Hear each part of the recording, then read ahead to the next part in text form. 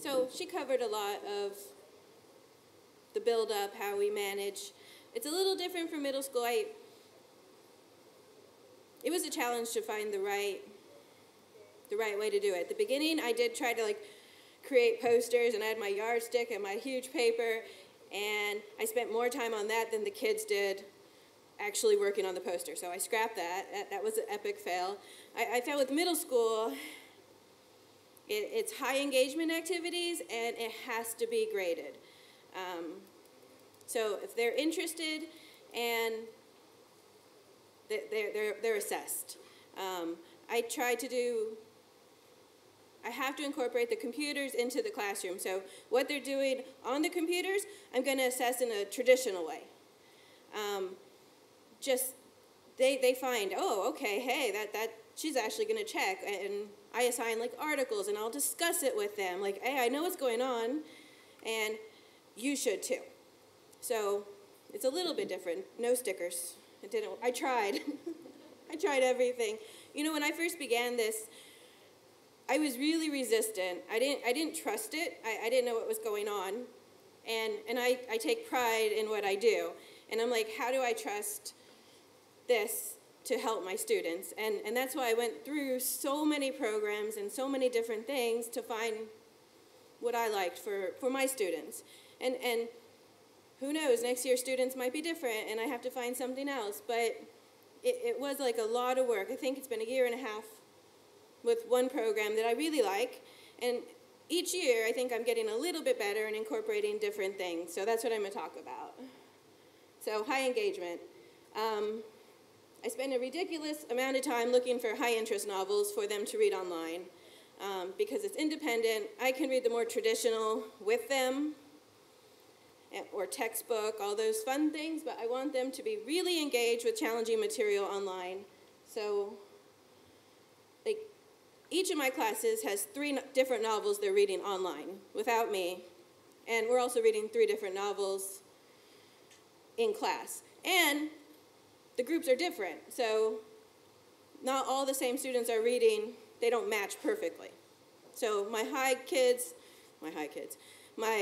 advanced students are reading not all the same books. So they're kind of mixed up a little bit. It makes it interesting for them too. Assuming this turns. All right, so I use a program called Curriculate, and you can see they're pretty exciting books for the kids. I do have a strategy at the beginning of the year, especially for my new students that I don't know. I do get a really high-interest novel that just engages them. It might not be the most challenging, which is why we have a low one right there. Just because I want them to have fun. Ultimately, reading should be fun. So I do, at the beginning of the year, start a little bit easier, and then I hit them with reality. And then I get high-interest informational text. So they read a lot of articles based on current events and assigned to individual reading levels. So, we were all about the Warriors recently, so this was an article I assigned to them about Stephen Curry. And they enjoy reading it. And I could assign it by group. So it's elementary, middle, and high. And so I have, 2 groups reading high and 1 reading middle school.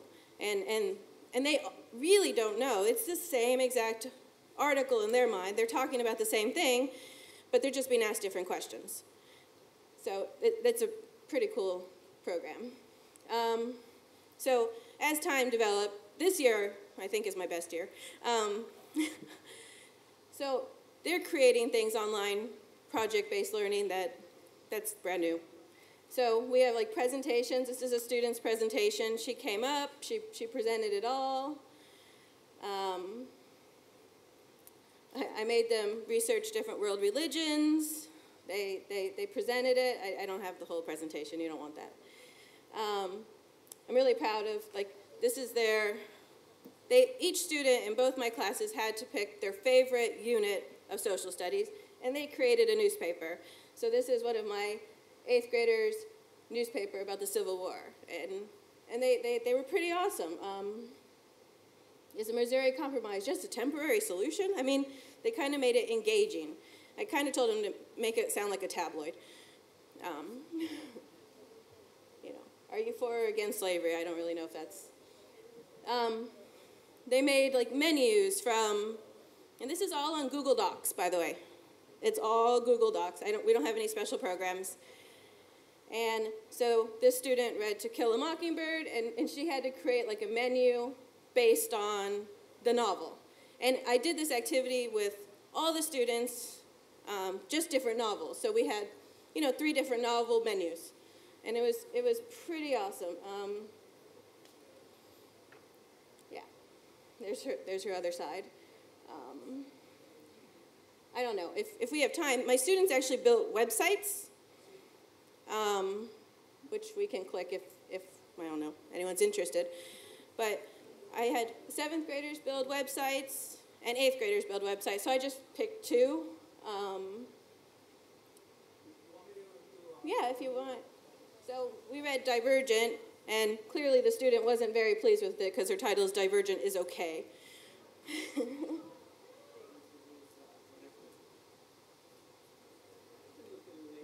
Yeah, there's her website, if it finished loading, if it finishes. And the kind of really cool thing is, like, it's their personality. Like, I'd been checking their website frequently, and she had a button there for the longest time if it loads, and that's why she wrote, "This button works," because I'd go there and be like, "This button doesn't work, this button doesn't work." And now she's like, "This button works." I mean, it's all her. So I gave them, like, activities they had to do. They had to identify, the factions, so they described the story, the main characters and character traits, the plot of the story, and the themes and settings. So I try to pick the standards and then make them address it on their own in the website.